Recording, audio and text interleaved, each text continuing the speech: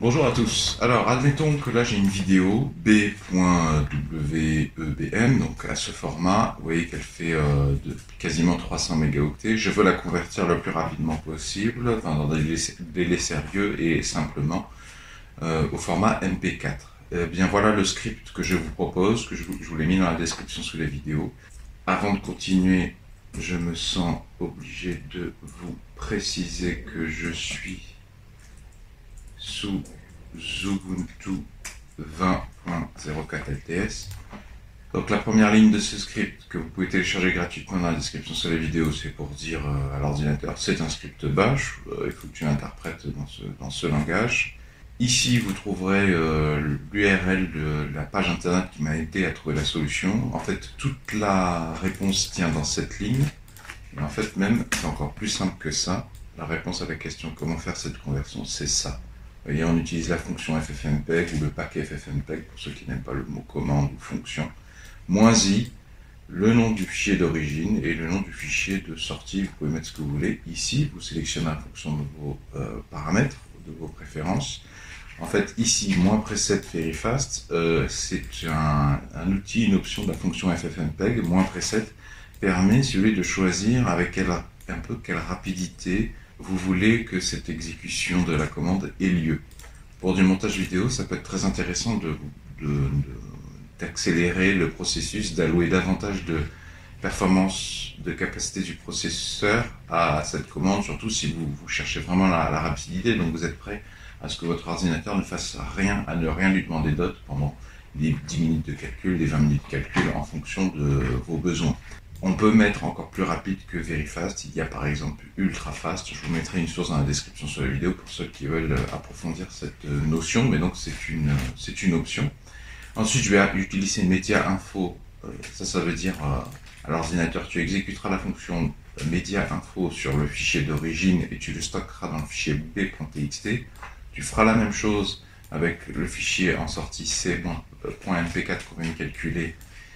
Tu stockeras dans c.txt. Tu vas ensuite ouvrir ces deux fichiers avec l'application Gedit en parallèle grâce à Esperluette. Et à la fin, pour me signaler que tu auras terminé, quand moi je serai aux toilettes ou en train de me boire un café sur mon balcon, tu lanceras la lecture de ce fichier sonore, ce qui va me faire l'équivalent d'un réveil, d'une alerte sonore. Media info, c'est une fonction, un paquet qui récolte énormément d'informations sur le signal audio et vidéo des fichiers. Ça nous permettra un petit peu de voir combien d'informations on a perdu. Donc là je suis ici en fait, donc je vous montre, ouvert dans un terminal, mon script rééchantillonné il est là. Je fais bash rééchantillonner, tabulation. Je vois qu'il est 10h23, j'appuie sur Enter et ça va calculer, je vous récupère à la fin de l'exécution.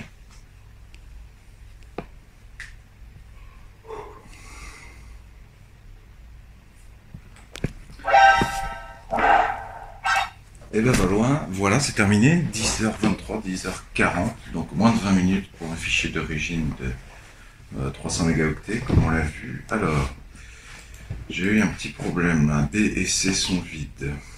C'est parce que j'ai pas installé Media Info. Sudo apt install Media Info.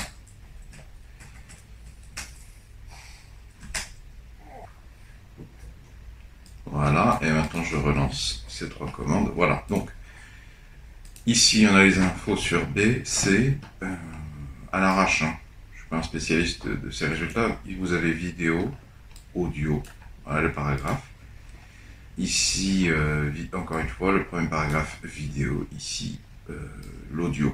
Donc ça c'est le fichier de sortie. Le fichier d'origine, moi je vais surtout aller chercher, pour apprécier la perte de signal, pour avoir une idée, je vais plutôt aller chercher les kilobits par seconde, ce genre de taux.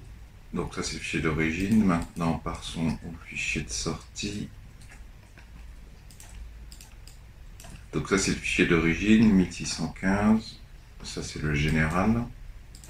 Ici on a le général aussi, par opposition à vidéo et audio.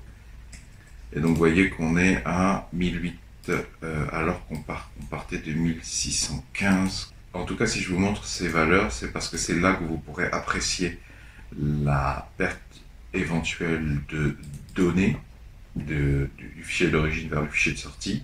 Si vous trouvez qu'il y a trop de pertes de données, eh bien, je vous invite à aller consulter le manuel de la fonction FFmpeg. Ici, il y a peut-être des options à rajouter pour être sûr de perdre encore moins, bien que regardez, B fait 300 mégaoctets, C fait à peu près la même chose, un peu plus.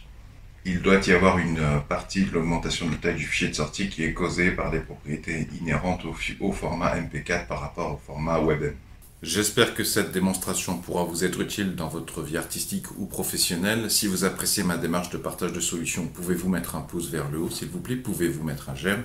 Le meilleur moyen de soutenir la chaîne, c'est de laisser de temps en temps une publicité vidéo s'écouler entièrement. Si vous aimez collecter à l'intérieur de vous les solutions pratiques aux problèmes de la vie quotidienne, je vous souhaite la bienvenue.